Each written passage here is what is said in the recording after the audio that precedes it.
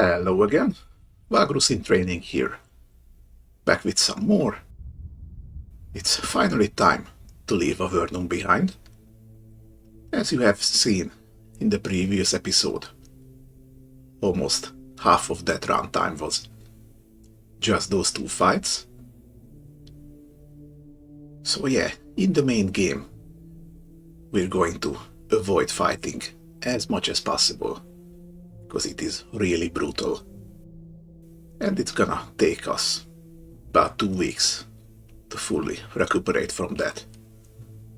With that said, let's do one final sweep of the city, just to see if there's anything I missed.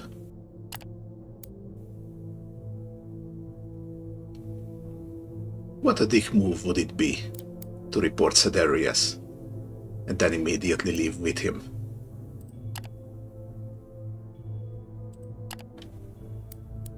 Okay, nothing new around here. I never touched the fighting pit, and still have no inclination to do so. Nothing else here. Let's check the foundry. Oh hey, looks like this is ready.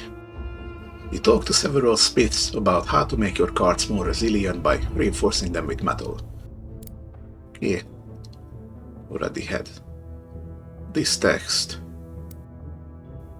Alright, it is ready. And we're gonna get reinforced cart wheels. Plus 10 flee, plus 2 max march. Only one wheel upgrade can be equipped, and requires at least one beast of burden. Makes sense. And I have just enough money for that, so let's grab it.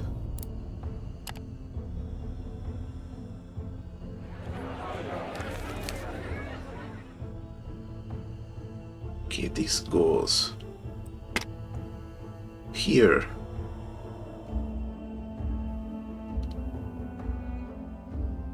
I have 8 days worth of supplies. That should be enough.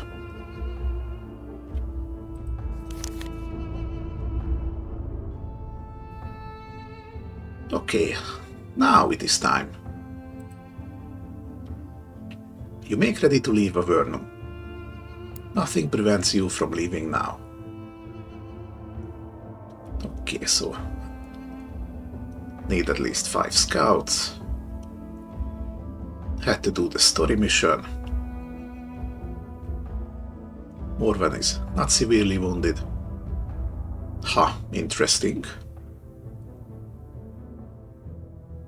And otherwise, the story aligns. Alright then. So I guess if I wasn't doing well enough on that boss fight, I would need to stay here several days until Morven isn't wounded anymore. But that fight actually went much better than I anticipated. Let's see, you approach the gates, Comitatus packed up and ready to go. Green-faced Sergorodites approach you, with slaves in tow that carry an foray full of supplies. My contribution to the journey, the Black Knight says. Dude, should have told me earlier. Okay, 350 supplies.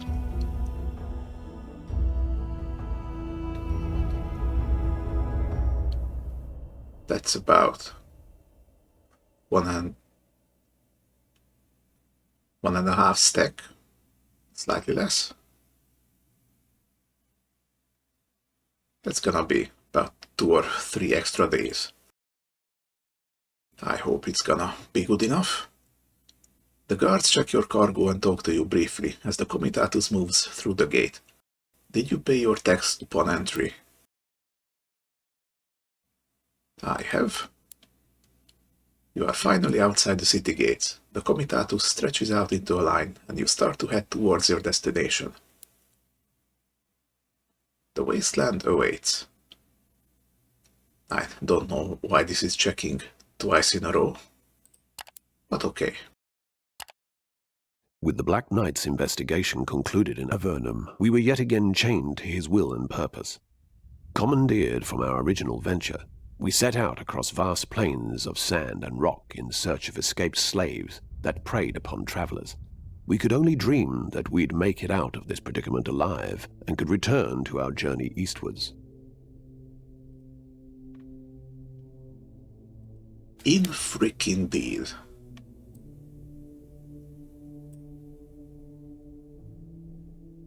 Just so you get the picture, we're supposed to make our way over here to Devon. And instead, we're gonna move around in the desert. I'm guessing, yeah, these places.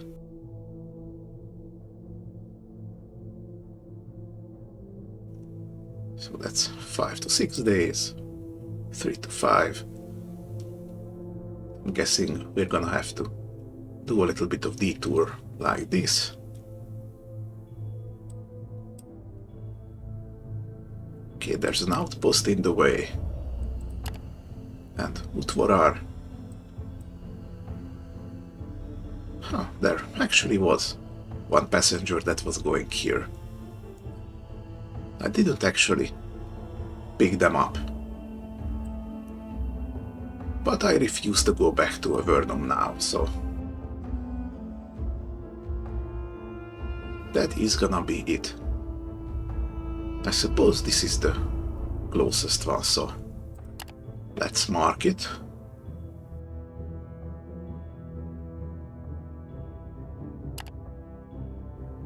And the old man wants to go here.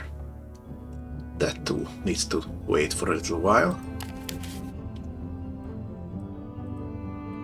Yeah, and of course, you don't actually see your destination on the map.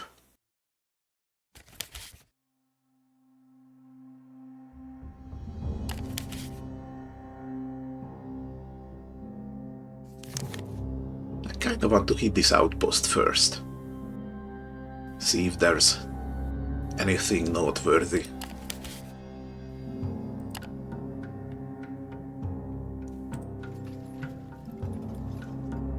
Alright. The deputy's pane is now active. Navigate to it by clicking the Assign Deputies button, or clicking the deputy's sheet. This one, right? Indeed. Deputies are your officers in the Comitatus. On this pane, you can assign your companions to deputy roles and check what boons each deputy provides. You can assign a companion to a deputy role by dragging and dropping their portrait in an available slot. Available slots are signified by a coin. Only companions with a deputy perk can be assigned. One companion can only fill one role, even if they are eligible for more, and each role can be filled only once. The maximum number of assigned deputy roles depend on your authority leader characteristic. Assigned deputies unlock new equipment slots for the Comitatus. Though you can only assign or remove deputy roles while in camp or resting, you can always consult this page through the Comitatus management window, or directly from the leader window. Assign Morvan to the Scoutmaster deputy role. Scoutmaster gives +1 max movement and scouting base chance, and gives a navigation equipment slot. Okay.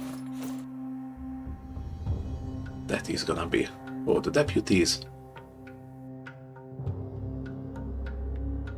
You know, this is a lot like the officer system is in Sunless Sea. Like you just recruit companions and put them in the officer position for various bonuses. Well, in that game, that was just extra stats, mostly.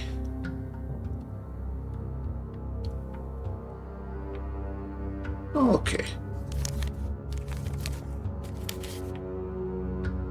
Vitality, 2 out of 10. Yeah, that's gonna need some work.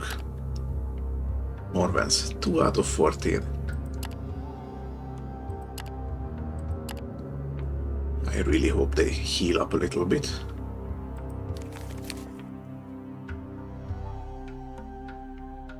Wait, do I still... Yeah, I still have 10 medical supplies. Still have no idea what's up with that.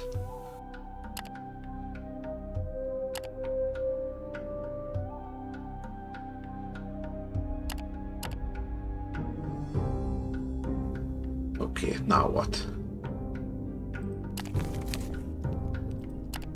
Oh, right. Had to get out of that. I see. Want to get the chances up a little higher. Oh, hey, wait a minute. Medical supplies will be used for healing, raising healing chances and effectiveness. But there is a chance to lose medical supplies. Oh, gotcha. So it's not guaranteed that you're gonna use one up. Why haven't I noticed that before? Okay. Would need 16 fighters and outriders. That's quite a big comitatus we're running. See, there's a rather small chance around here to get supplies. Not really gonna bother with that one.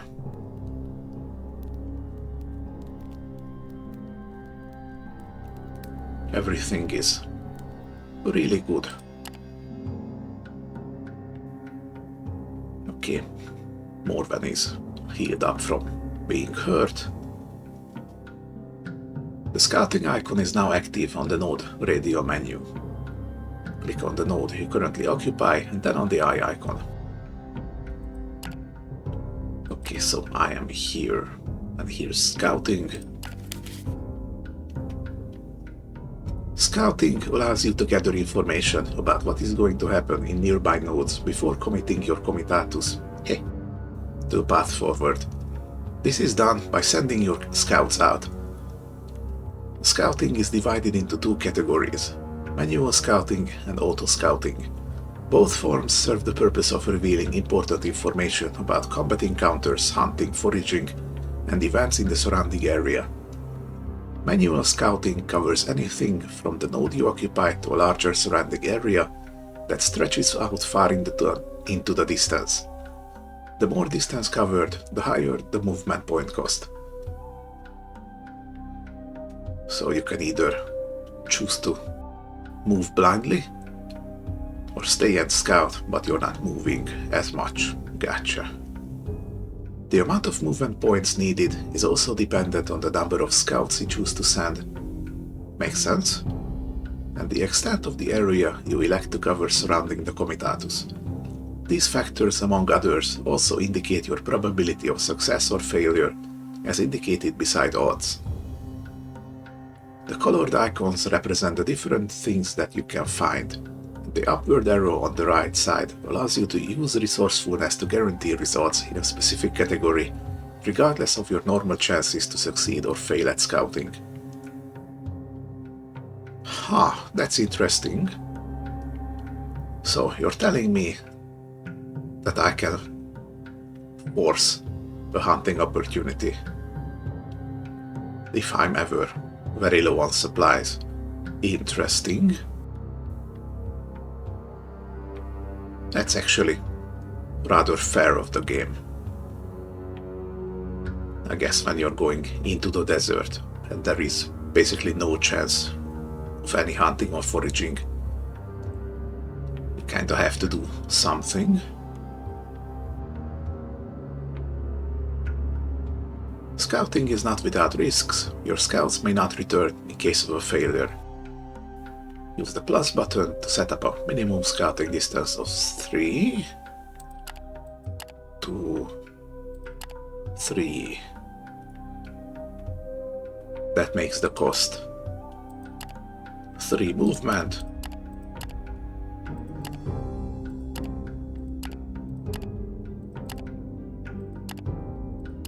Okay, so 5 doubles that. And full distance takes all movement and the little march. Alright. I do hope if you scout really far ahead, that's going to stay on the map. Because I sure as heck don't have the mental power to remember every event that's gonna uncover here. Let's see. Send all the scouts.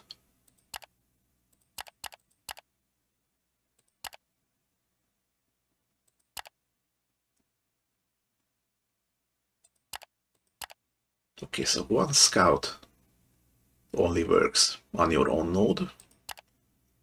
Need at least 2 to go to any distance. Let's see, up to 3, 5, or 6.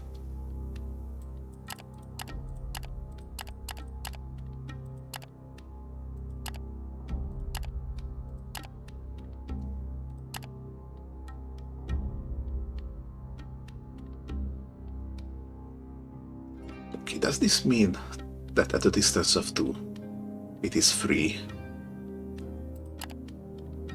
Or is it just that because of the tutorial I can't select any other?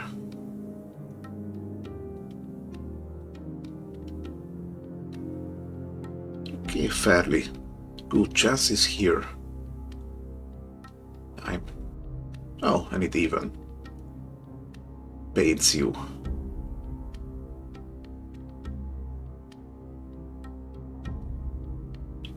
Oh, I get it. So distance doesn't mean the number of nodes, like how far away you scout. It is literally the distance that's covered here. Okay. So a maximum distance of 6 would mean 2 nodes ahead. Okay, I can work with this. Let's send the scouts. You can now see the results of your scouting. The success of your scouting in each direction is indicated by the chevron icons next to numbered emblems. I think that's the one. These emblems are also shown on the campaign map, where they remain and can be checked for 3 in-game days. Okay, that's good. Mousing over them brings up the same percentage-based information that is normally shown in a list format on the scouting UI. Alright, for each node where scouting was successful, percentages appear with icons related to the certain encounter types. The scroll icon indicates an event, either a priority or a chance event. The X icon indicates a combat encounter. The crossed out circle indicates the chance of nothing happening, and the arrow and berries represent hunting and foraging, base success chance on that node, respectively. In the case of a critical success, you get more precise information. The blue scroll icon indicates an available priority event, story-related or fixed local event, while the golden scroll icon indicates a random event, general or specific to the region. Okay. Failed scouting provides no information on events, while a critical failure also incurs losses to your scouts. Results are still shown for failed results when resourcefulness was used with manual scouting to guarantee success in that category. Okay, so out of all of these nodes, 3 were successful. There is 1 with an event, no chance of fight, no chance of nothing happening, because the event is gonna happen. Hunting and foraging is quite higher there. Okay. With that, the tutorial part of Pilgrims of the Wasteland has come to an end. The scenario itself goes on for quite a while after this, however, and you can pursue the story to its end or leave for now and jump into the main campaign. If you continue Pilgrims of the Wasteland, you might experience a marked rise in difficulty and a lack of handholding. This is intentional. Completing the scenario is by no means an easy endeavor, so remember that you can always return to it once you are more experienced with the game in general. Okay, that's really interesting. I'm not quite sure how to move forward with that in mind. I might call the end of the tutorial with this one. Maybe start the main campaign concurrently with this one. For anyone who's actually interested in seeing this story to its completion, we will see. If you have any preference, please let me know in the comments. But for a little while, I'm going to carry on. Experienced travelers can often foretell the weather in this forsaken wasteland, but one is never sure about such matters. The curse that festers on the continent can cause unpredictable changes in the environment, often very rapidly. Today started with fairly mild weather, but soon turned into a storm of sand and ash, causing you to seriously rethink your course of action. We can look for shelter and make camp, there's no need to tempt fate. Or push on, the storm has to end sooner than later. Well, in a real-life situation, I think the worst thing you can do is try to push through a storm. Let's make camp. We could move a little bit further, but this is a good place to stop as any, I suppose. You find a ravine that provides sufficient shelter and you place the carts to block the wind. Sitting out such tempestuous days is never good for business, but at least give some free time to rest, make repairs, socialize and play games. You and your comrades quickly end up playing several rounds of dice, and the cards echo with laughter, bets and jeering. A blessing disguised as a curse. Now, we gained +2 morale, and we lost all our movement. So we have to camp here. Okay, acquire supplies. This is different from the one that's at camp, right? As an alternative to acquiring supplies when you camp and end the day, you may also acquire supplies during the day. This can often be useful, as the node you choose to hunt or forage on may have a significant impact on the results. Oh, okay, I see, so you can just gather stuff from a good node on the way, okay? In almost all cases, this will cost 2 movement points. If you don't have any remaining MP, it will instead cost 1 vigor. You can send out multiple hunting and foraging expeditions during the day, though these will face diminishing returns depending on the outcome of previous attempts.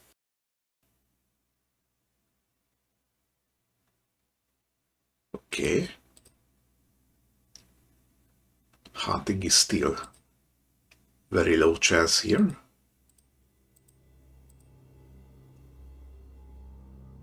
But gathering is basically a coin toss.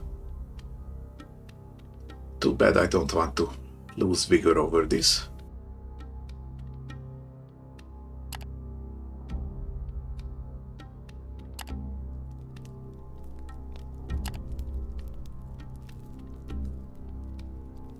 Yeah, same.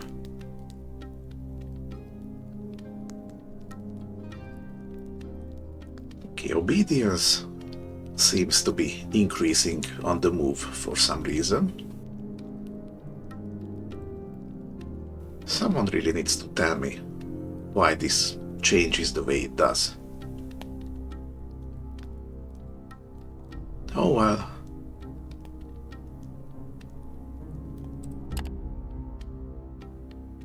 Okay, and now I used up one medical supply. Okay, got the outpost right there.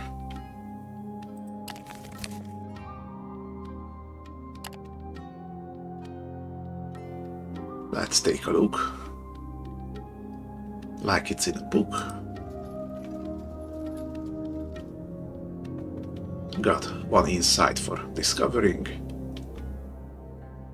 The Comitatus makes its way across the jagged, bone-hued reaches of the smaller bone flats, when you glimpse a rather distinct formation from afar.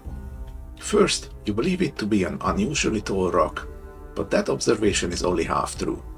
Upon approach, you realize it is some kind of watchtower, carved out from one of the region's characteristic natural stone spires. Its entrance is shielded by an awning and several guardsmen loiter around it. They appear quite relaxed, from which you conclude that there must be other, unseen, maybe even magical security around. Atop the tower, a ragged flag thrashes about, depicting a manticore, clearly the crest of the Venari trading house. Based upon the fact that you are in one of Smotherbone's more volcanic territories, you have a pretty good guess as to what this building might be. The entrance to one of the several underground mushroom plantations in the area. Ooh, sounds nice. Although you don't really deem this place dangerous, you also have more important things to attend to. Or this might prove to be an excellent trading opportunity you approach. Any day is a good day for trading. And since it's a mushroom farm, maybe they have supplies they can trade for really cheap. Let's take a quick look. The guards at the entrance get somewhat more attentive as you stride towards them, but still not exactly worried or alert. You'd say they are used to dealing with comitati and being in the employ of merchants might even welcome them. The way they address you supports this assumption. Well met, Vagrus. If you wish to trade, the Onfalat outpost welcomes you. Step inside, but first leave all your weapons to our care. Rest assured they will be returned once you depart. We can actually decline to give weapons and just leave. Okay, let's go inside. Ooh, really nice art for a cave.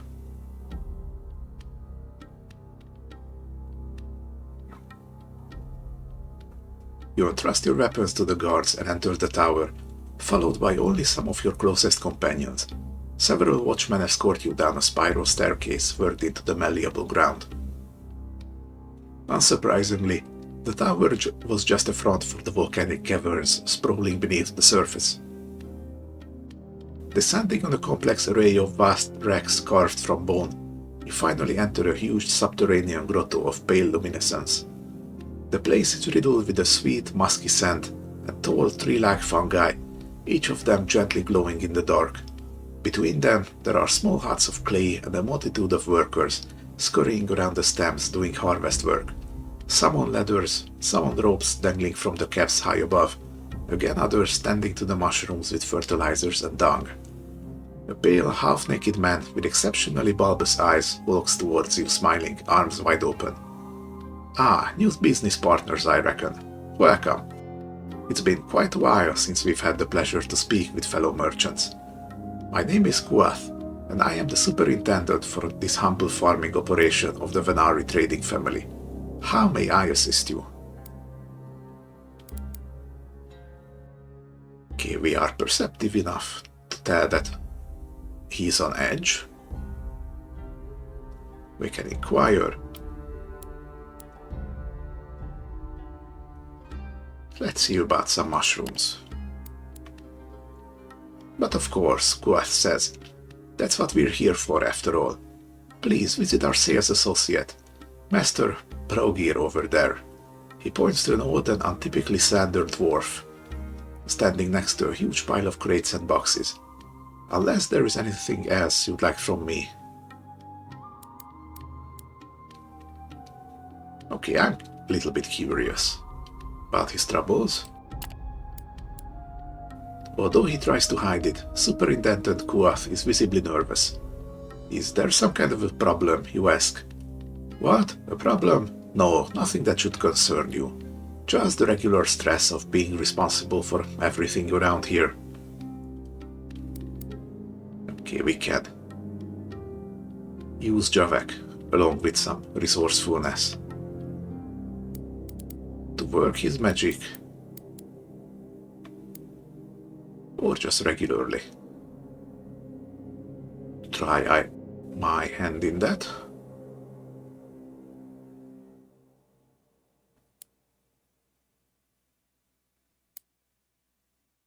The question is, how much do I care about his troubles?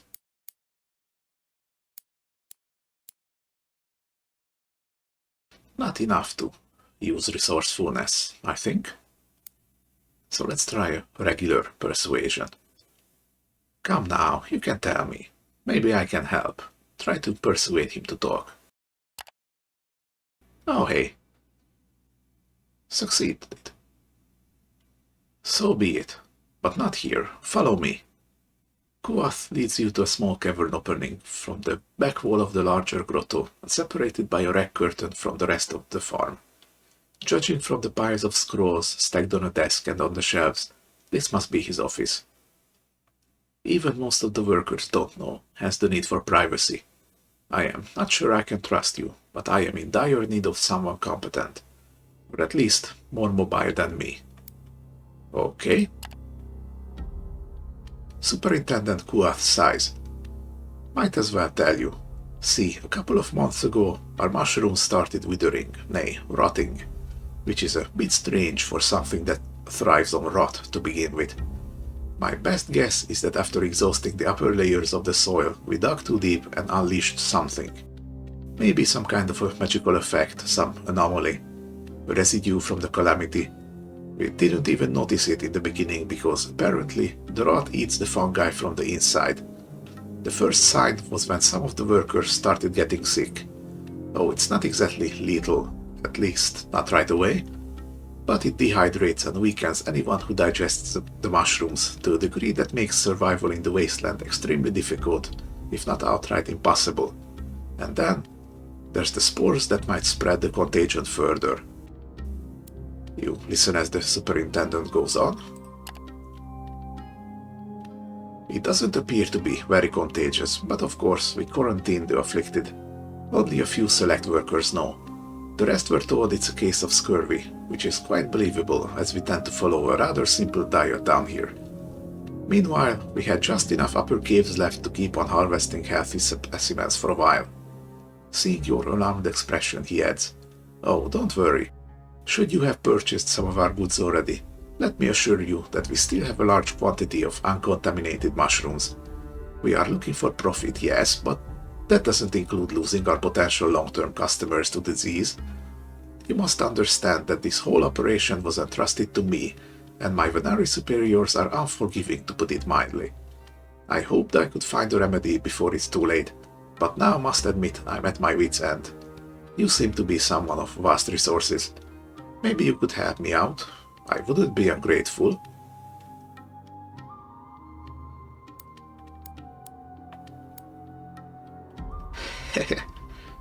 It's funny. After spending time to convince him to confide in us, we can just say, "Yeah, none of my business. Just leave." Like, how nosy and meddlesome do you have to be to just do that? There's probably someone out there who would do that. I'm not sure I'm the right person for the job, but let's see. What would you have me do? First, you might want to take a look at some of the contaminated fungi. Who knows, maybe with the right skills you could come to some conclusion right here. Else, if you don't think you're up to the task or, quite understandably, do not want to risk getting infected, there is a sorcerer acquaintance of mine dwelling in Avernum. What a coincidence! So do I. I have a few samples stowed away in vials, which make it safe to carry them. Maybe you could bring them there and see what he makes of them.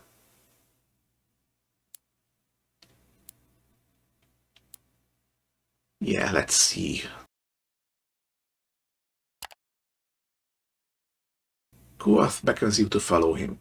You descend into the lower regions of the grotto as you walk. You can see the workers getting more and more sparse. Finally, you stand before a cave entrance guarded by 4 watchmen and blocked by a makeshift palisade. The superintendent bids the guards to move it aside. I won't follow you in there, as I'm afraid I have already been exposed too much to the contamination.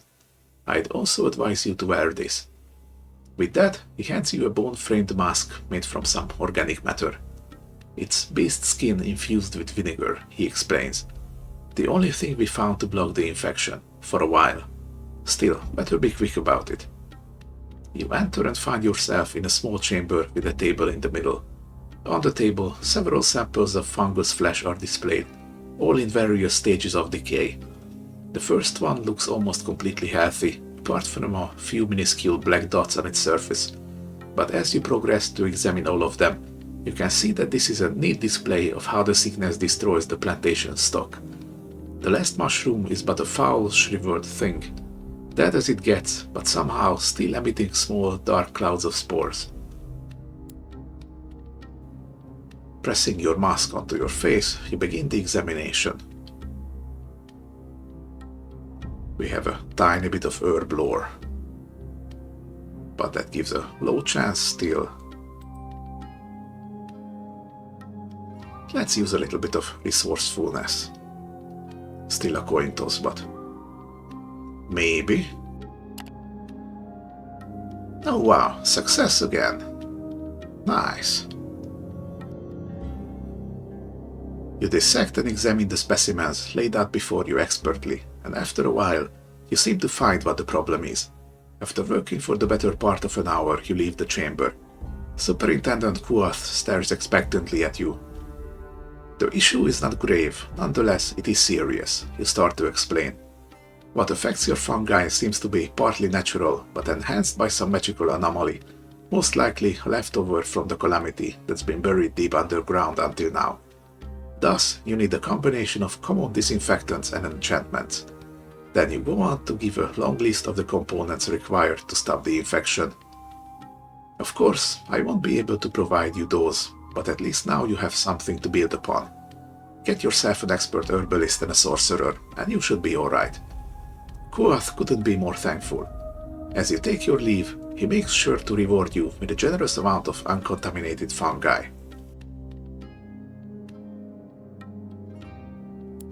So, that turned out really well, got some free supplies out of it. I would still like to trade. Let's take a look at him. We got 30 mushrooms. Okay, so it's not exactly supplies. Progir is staring at a slate ledger as you walk up to him. Now, what can I do you for? Let's do business. Okay, what you got? You can buy mushrooms.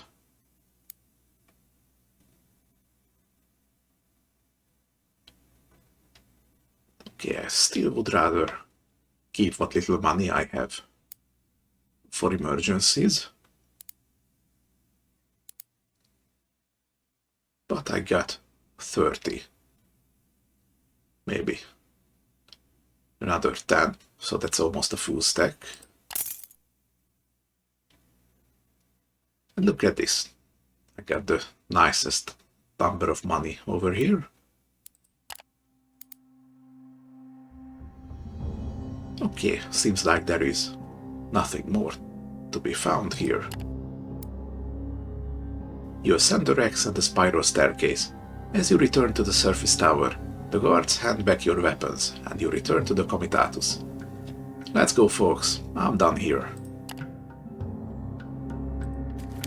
Okay, let's see what we got.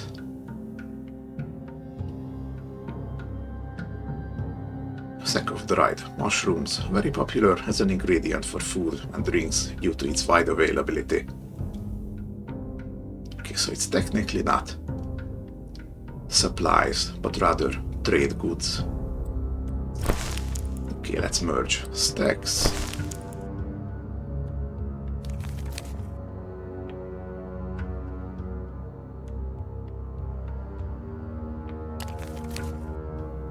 Everything is fine here.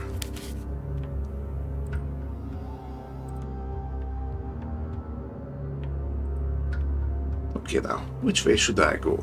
Should I try to start from here and move? Or maybe, you know what, beelining to here. Then over here. That's a bit of a detour.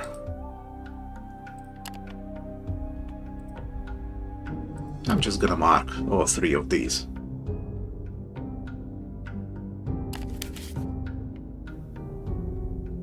So, what do we have here? Price history. Interesting.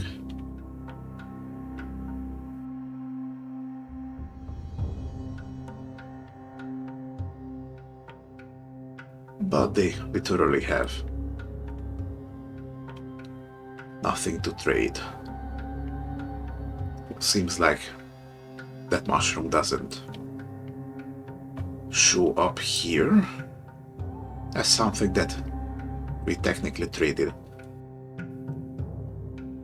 Maybe this only applies to marketplaces, and that one was an event. Anyway, I think I'm going to leave it right here. I think I'm going to continue this storyline, but maybe at a slower pace, and then get myself ready to start the game for real. Again, if you do have a preference, please let me know in the comments. Otherwise, I'm going to see you in the next one. Until then, have a nice day.